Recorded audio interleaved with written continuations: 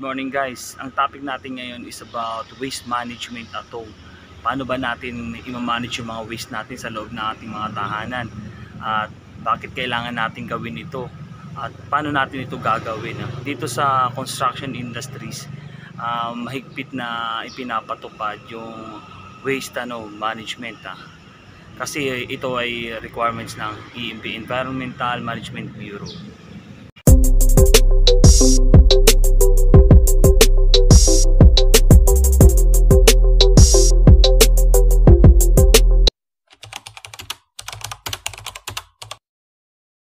Ito ay nasakop ng Republic Act 9003, Ecological Solid Waste Management Act of 2000.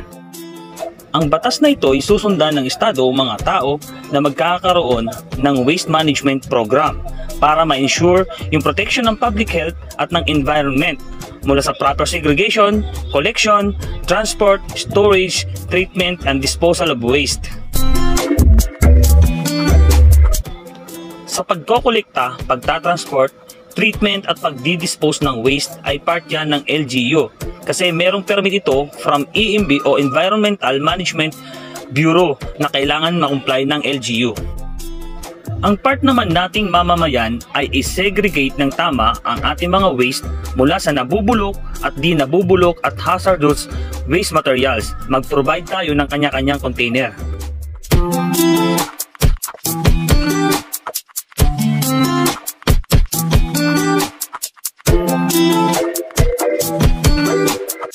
Ito ay importanteng elemento upang maprotektahan ang ating environment at ang public health. Lalo na sa mga hazardous waste, may tamang treatment sa pagdi-dispose ng mga ito.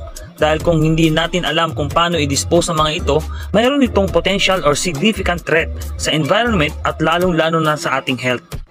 Kagaya ng mga chemical na nasa picture, kung itatapon lang natin ito sa lupa o sa tubig at tumalo ito at makarating ito sa natural water system, anong mangyayari sa atin?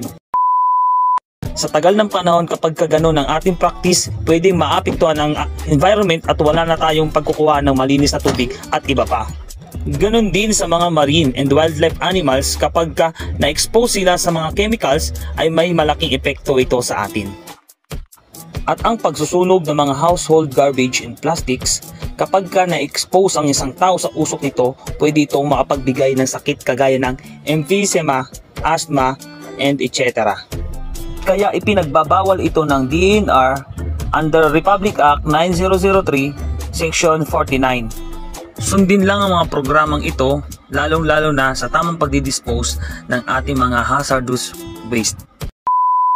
Kung meron man tayong chemical sa bahay na itatapon na at mga busted lights, ilagay ito sa bukod na container at ideklara ito sa kukuha ng basura na ito ay hazardous waste. Kailangan maideklara natin yan dahil may tama at may special treatment sa mga waste na yan. Nice. So hanggang dito lang guys, hanggang sa muli. God bless.